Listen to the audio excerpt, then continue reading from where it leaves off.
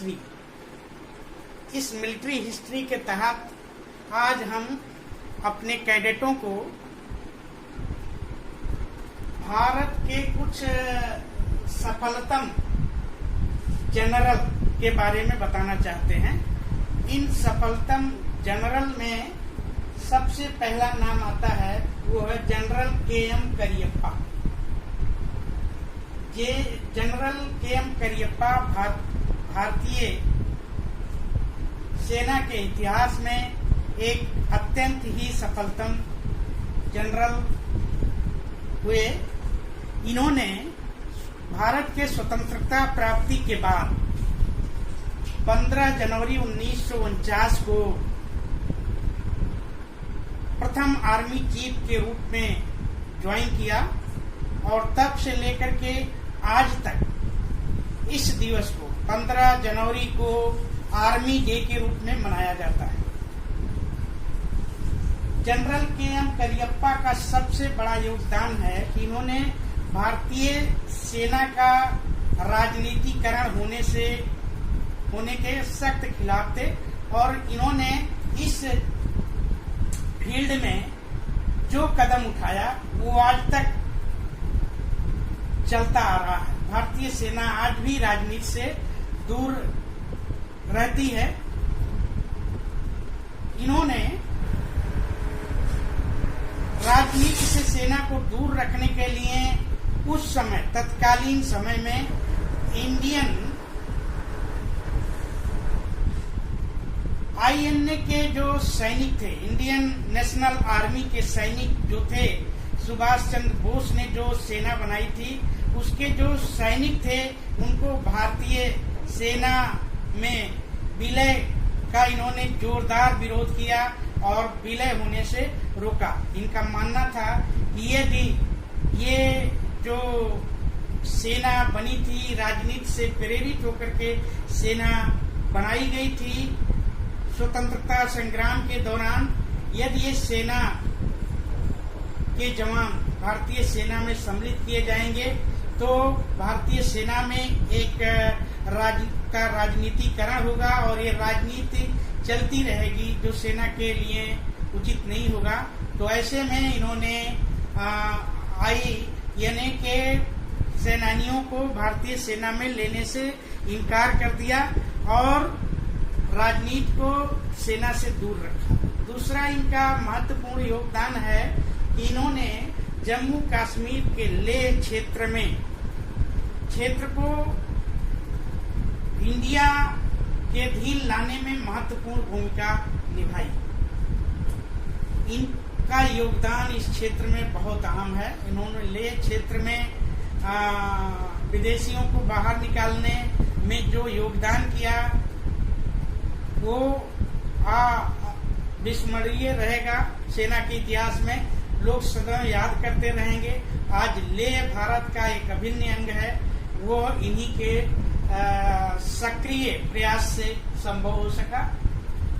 General KM. Cariappa हमेशा एक अनुशासन प्रिय जनरल थे। वो हमेशा सेना में अनुशासन को महत्व दिया और हमेशा एक सैनिक को अपनी डिग्निटी किस तरह से मेंटेन करना है इस पर उनका एक बड़ा सख्त स्टेटमेंट था। के.एम. करियप्पा हिंदुस्तानी कहलाने पर थोड़ा सा इनको पसंद नहीं आता था कि हम एक हिंदुस्तानी हैं, इसलिए लोग इनको प्रेम से ब्राउन साहब के नाम से जानते थे।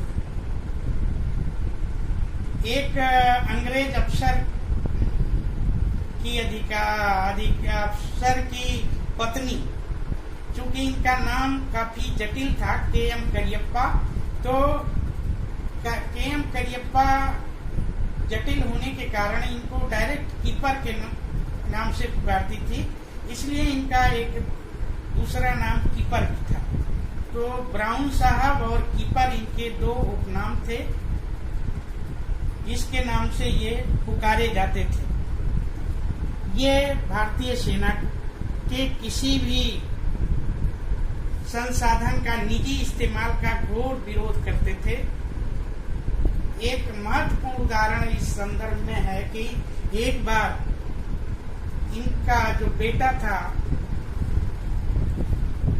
वो विद्यालय में पढ़ा करता था। जो गाड़ी विद्यालय में उनके बच्चे को लेकर जाती थी वो किन्हीं कारणों से खराब हो गई थी।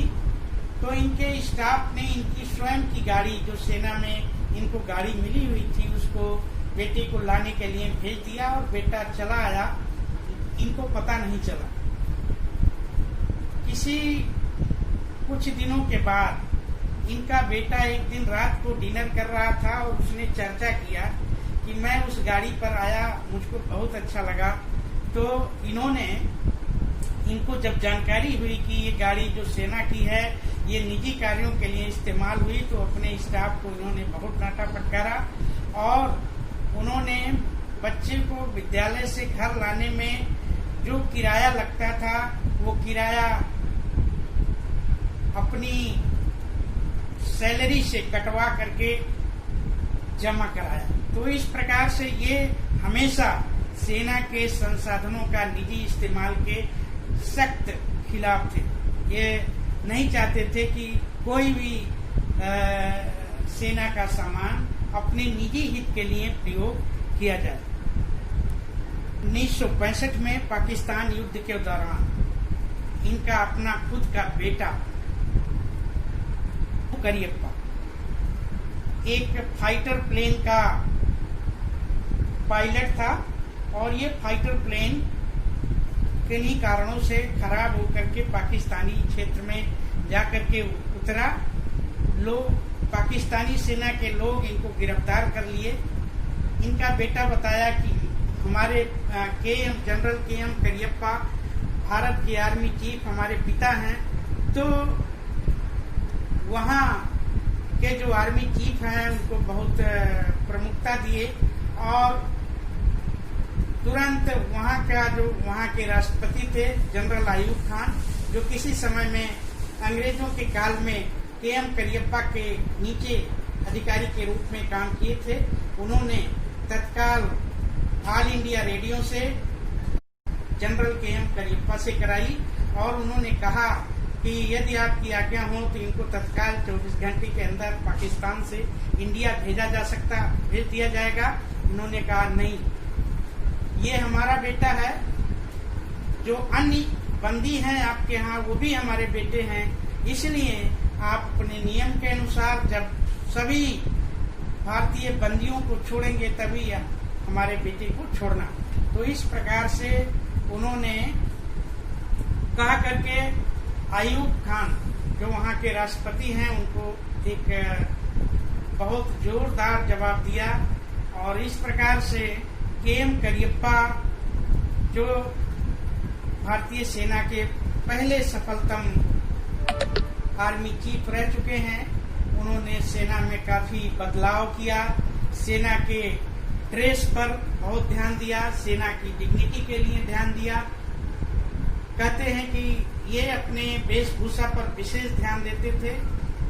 ये जब रात को डिनर के लिए जाते थे तो अपना एक नया पोशाक तैयार किए थे जिसको हमेशा पहनते थे। ये काले रंग के कपड़ा हुआ करता था, सूट बूट और टाई लगा करके रात को ये डिनर पे जाते थे और ये कहते थे कि जो भी गेस्ट इनके साथ डिनर पे आए वो भी उसी तरीके से डिग्निटी मेंटेन करते हुए सूट बूट में आकर के और डिनर करे।